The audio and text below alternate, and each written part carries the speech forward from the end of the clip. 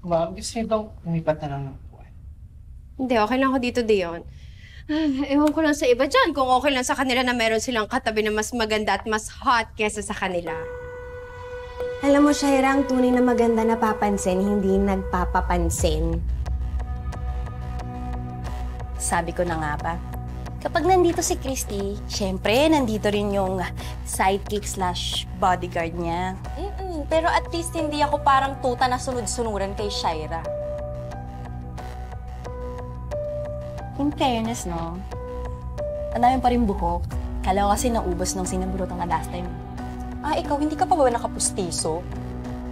Ilang ngipin nga ba yung nabungi sa'yo nung pinapatok ko yung nguso mo nung huli? Smile! So tell me, Christy, para kanino ka ba nagpapaganda? Para kay Leon ba yan o para sa fiancé ko? Huwag mo nga akong itulad sa'yo. Wala akong kailangan i-impress.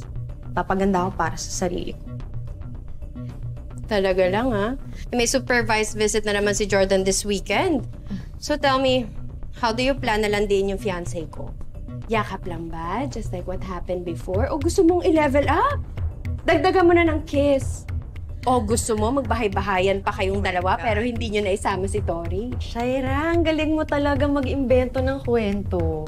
Pwedeng-pwede ka na magsulat ng teleserye, pero dapat yata pumunta ka ng simbahan, mangumpisal ka kay Father, kasi alam mo, requirement yon sa kasal. Tapos, masampal ka niya para naman maalog yung utak mo, mawala yung pagka-negatibo mo at masamang pag-iisip mo. Sa ganun, kahit papano, maging deserving ka naman sa mapapangasawa mo. So sinasabi mo hindi ako deserving kay Jordan? Sa bibig mo yan nanggaling, di sa akin. At sino ang deserving? Ikaw? Christy, past tense ka na. Endo na kayo. Ako na ang future ni Jordan. Ako na ang forever niya. Okay, congrats! Good for you, di ba?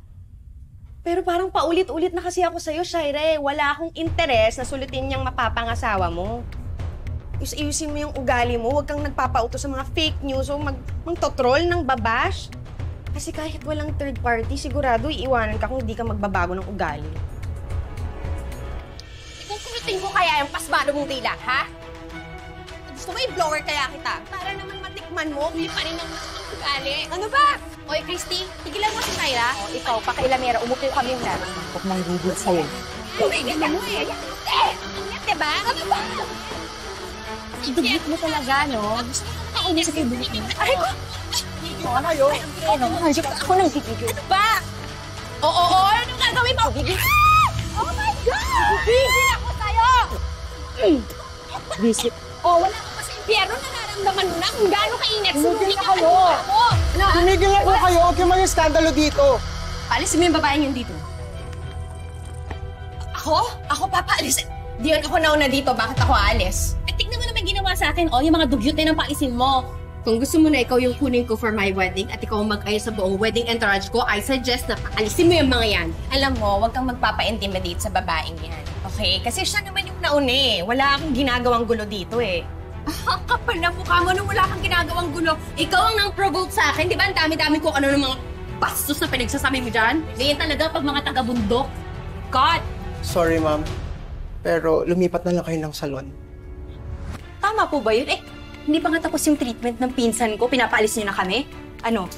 Meron silang right to refuse service para sa mga kagaya ninyong mga bastos ang ugali. Wow, Shaira! Galing mo! Hanggang dito talagang babaliktarin mo yung mga nangyayari, no? Tama po si Miss Shaira. Sorry, sir, pero hindi tama yan. Sa tingin niyo ba, hindi namin kayo irereklamo? I'm going to post this on social media. Hindi na, Cons. Hayaan mo na. Hayaan mo na. Lumipat na lang tayo. Baka doon sa ibang salon, mas tapat pa at professional yung mga staff doon. Wag na tayo. Tama dun kayo sa mga kagaya yung mga Haggard, dugyot. Go, go, go. By crinkles. Gusto mo yung sarili mo. Thank you ah. Oo naman, tingnan mo naman ginawa sa akin, girl, Kakaloka. Kasi mo na. Dito ka na. Let's be. Inis natin. Yung mga